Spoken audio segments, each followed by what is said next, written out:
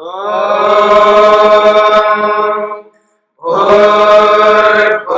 स्वः तत्सवितुर्वरेण्यं भर्गो देवस्य धीमहि धियो यो नः प्रचोदयात्।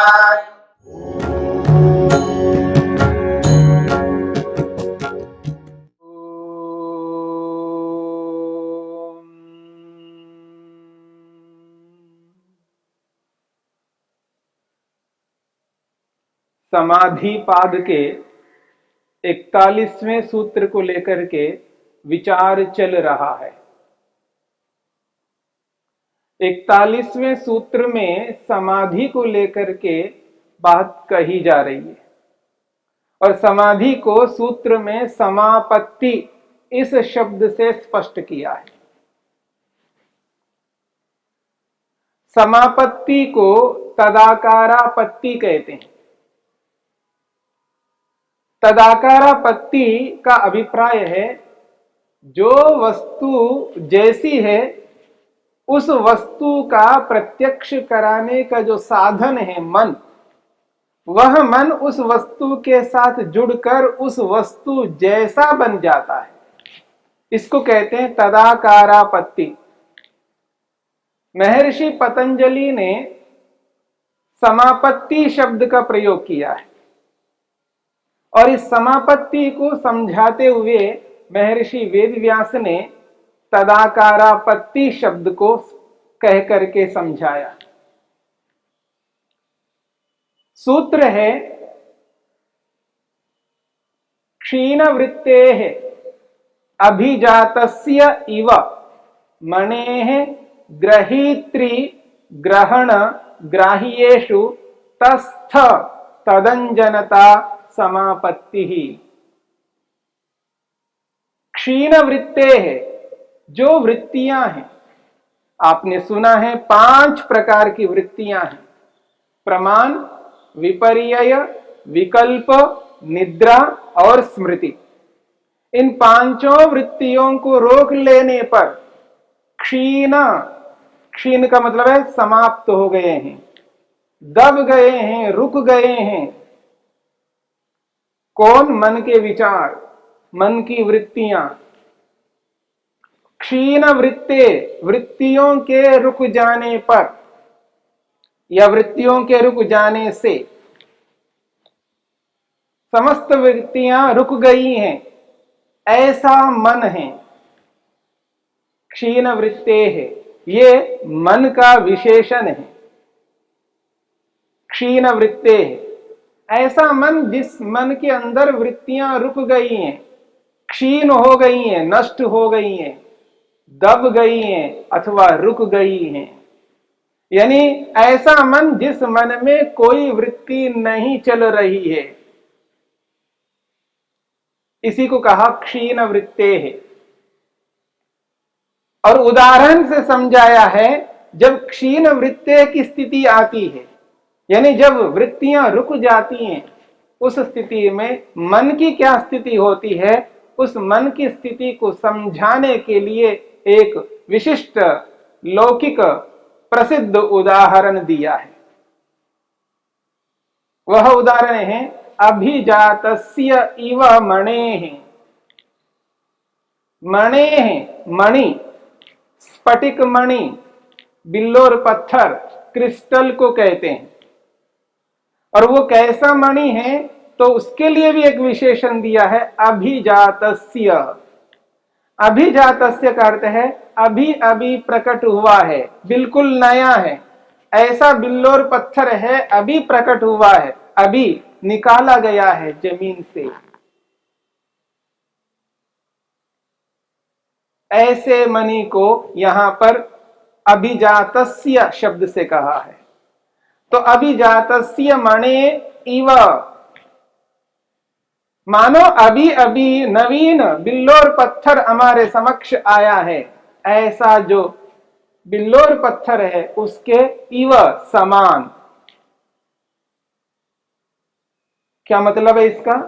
जैसे बिल्लोर पत्थर के सामने गुलाब का फूल रखो, कोई भी पुष्प रखो, वह क्रिस्टल उसी फूल के समान बन जाता है, उस जैसा बन जाता है।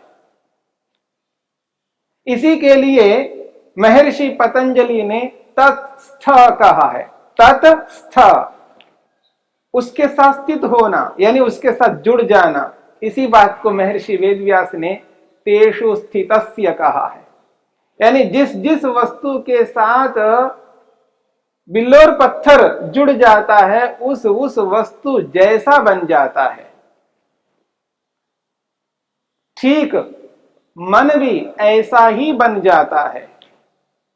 और किन किन के साथ जुड़ जाता है मन? तो कहा है ग्रहीत्री, ग्रहीत्री ग्रहण ग्राह्येषु। तीन प्रकार के पदार्थ यहां पर प्रस्तुत किए। एक है ग्रहीता। ग्रहीता का अर्थ है ग्रहण करने वाला, जैसे कर्ता करने वाला, भोक्ता भोगने वाला, दाता देने वाला। ऐसे ही ग्रहीता ग्रहण करने वाला। आत्मा ग्रहण करता है। क्या ग्रहण करता है? या तो सुख को ग्रहण करता है या दुख को ग्रहण करता है। यहां पर समाधि में दुख को ग्रहण करने के लिए नहीं बात कही जा रही है, यहां तो दुखों को दूर करने के लिए और परमानंद को पाने के लिए बात कही जा रही है। तो यहां कर कहा है ग्रहीता। एक है ग्रहीता यानी आत्मा, ग्रहण करने वाला पुरुष। दूसरी बात कही है ग्रहण। ग्रहण कहते हैं ग्रहण कराने वाले साधनों को। जो ग्रहण कराते हैं, जो सुख को दुख को प्राप्त कराते हैं, ऐसे साधनों को यहां पर ग्रहण शब्द से स्पष्ट किया है। और तीसरी बात कही है ग्राह्य। ग्राह्य कहते हैं भूतों को, पंच महाभूतों को ग्राह्य कहते हैं। और इसी ग्राह्य से पंच महाभूतों के जो कारण हैं उन सूक्ष्म भूतों को भी यहां पर कहा है, जिनको तन्मात्राएं कही जाती है। तो ग्रहीता का अर्थ पुरुष है, ग्रहण का अर्थ इंद्रियां हैं और ग्राह्य का अर्थ भूत है। और भूतों में दो भेद है, एक पंचमाभूत और सूक्ष्म भूत, जो पंचमाभूतों के कारण हैं। अब यहां पर कहा है तत्स्थ। तत्स्थ का मतलब है उनमें स्थित होना, और उनमें स्थित होकर के तदंजनता उस जैसा बन जाना। यानी मन पंचमाभूतों से जुड़ता है, तो पंचमाभूतों से जुड़ने को तत्स्थ कहा है। तत्स्थ को महर्षि वेदव्यास ने तेषु स्थितस्य। तत्स्थ शब्द का अर्थ करते हुए महर्षि वेदव्यास कहते हैं तेषु स्थितस्य, उन पदार्थों में स्थित मन का। तो अर्थात उस वस्तु के साथ जुड़ जाना, भूतों के साथ, सूक्ष्म भूतों के साथ, इंद्रियों के साथ और आत्मा पुरुष के साथ जुड़ने को तत्स्थ इस शब्द से स्पष्ट किया है। और तत्स्थ के बाद में कहा है तदंजनता। तदंजनता कहते हैं उस जैसा बन जाना। तत्स्थ तदंजनता, उसके साथ जुड़ जाना और उस जैसा बन जाना। उस जैसा बनने को ही तदंजनता शब्द से कहा है। और इसी तदंजनता शब्द को स्पष्ट करते हुए महर्षि वेदव्यास ने कहा तदाकारापत्ति। तदाकारापत्ति का मतलब है उसी आकार जैसा बन जाना, उसी पदार्थ जैसा बन जाना। सामने वाली वस्तु जैसी है, मन उसी जैसा बन जाता है। यही तदाकारापत्ति है।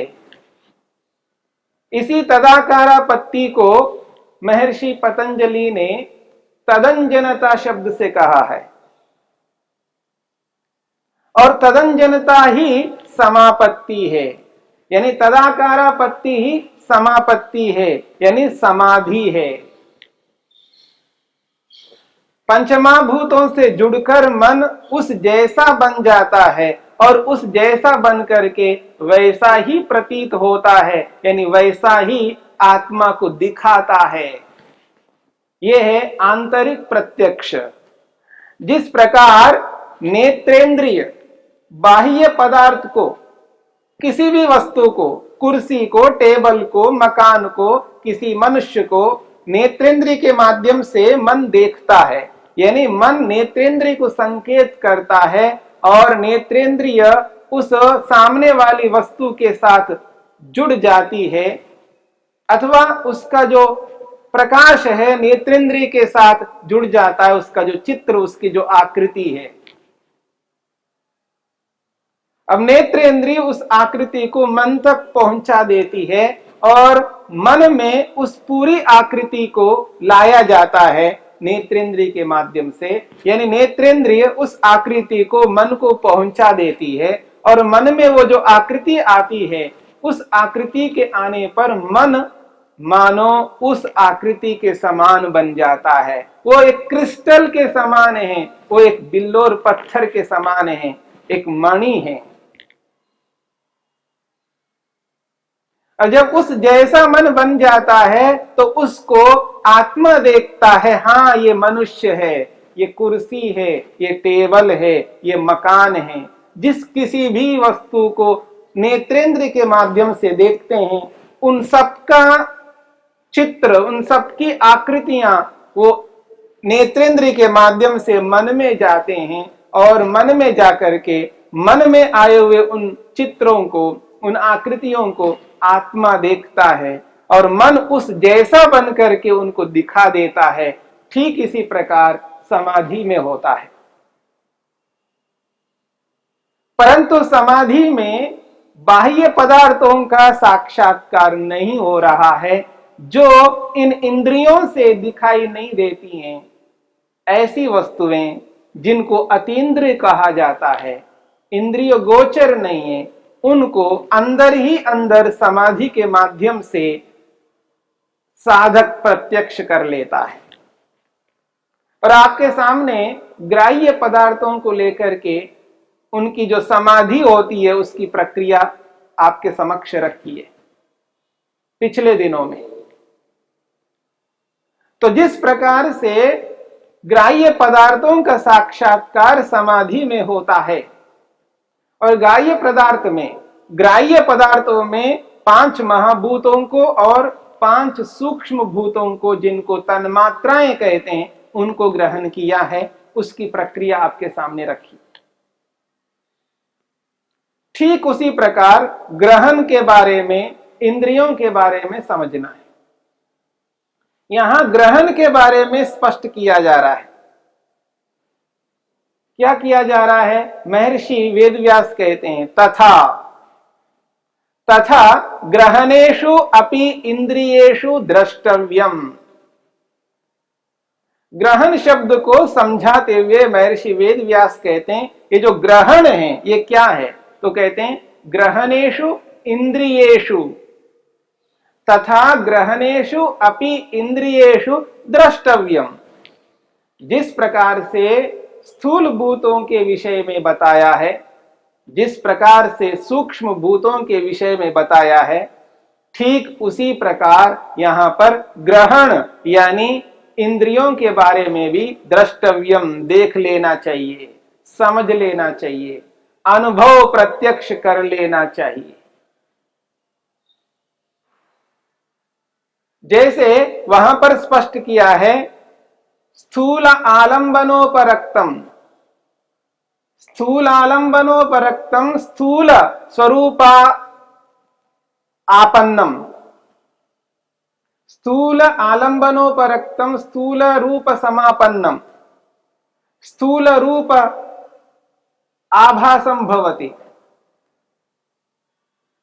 और फिर कहा है, जैसे भूत सूक्ष्मोपरक्तम, भूत सूक्ष्मोपरक्तम भूत सूक्ष्म समापन्नम भूत सूक्ष्म स्वरूपाभासम भवति।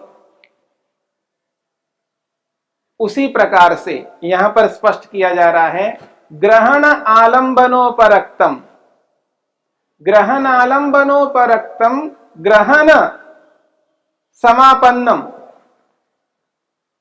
ग्रहण स्वरूपाकारेण निर्भासते। ग्रहण आलंबनोपरक्तम, ग्रहण का अर्थ यहां पर है इंद्रियां। ग्रहण आलंबनोपरक्तम, ग्रहण को यानी इंद्रियों को सहारा बनाकर मन ने उनसे युक्त हो गया। ग्रहण आलंबनोपरक्तम, ग्रहण रूपी इंद्रियों के साथ युक्त हुआ। ग्रहण समापन्नम, ग्रहण समापन्नम, और वो मन उन इंद्रियों जैसा बन जाना। ग्रहण समापन्नम, वह मन उस इंद्रियों के साथ जुड़ करके उनके समान बन जाता है। और फिर कहा है ग्रहण स्वरूपाकारेण निर्भासते। ग्रहण स्वरूपाकारेण निर्भासते का अभिप्राय है ग्रहण रूप इंद्रियों के स्वरूप में वो प्रतीत होता है मन।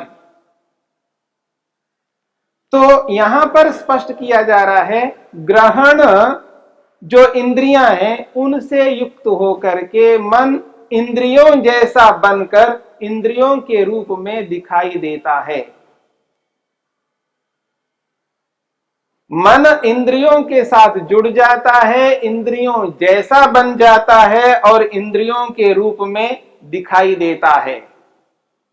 यह है ग्रहण आलंबनोपरक्तम ग्रहण समापन्नम ग्रहण स्वरूपाकारेण निर्भासते का अभिप्राय। और प्रक्रिया समाधि की वही है जो स्थूल भूतों की प्रक्रिया, जो सूक्ष्म भूतों की प्रक्रिया आपके सामने आ चुकी है। योग साधक जब समाधि लगाने के लिए उद्यत होता है तब आसनस्थ हो जाता है, एक आसन पर बैठ जाता है और आसन पर बैठ करके आसन को सिद्ध करता है, अपने शरीर को स्थिर कर लेता है, निश्चल बना लेता है, प्राणायाम करता है। प्राणायाम के माध्यम से अपने प्राणों को अपने वश में, अपने अधिकार में कर लेता है। और मन को स्थिर करना होता है तो मन के अनुरूप इंद्रियों को भी बना लेता है, इंद्रियों को बाहर के विषयों में नहीं लगाता है, किसी भी विषय में न लगा करके इंद्रियों को सब ओर से आवृत करके उनको मन के अनुरूप स्थिर कर देता है, यानी प्रत्याहार बना लेता है। और प्रत्याहार बना करके धारणा बनाता है, धारणा बना करके वहीं पर ध्यान करता है और वहीं उनकी समाधि को प्राप्त कर लेता है।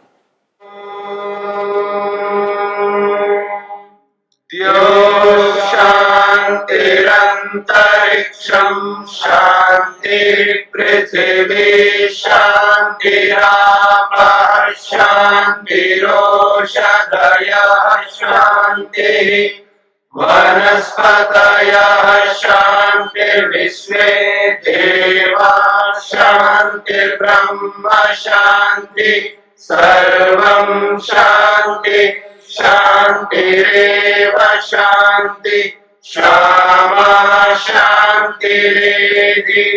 ओम शांति शांति शांति।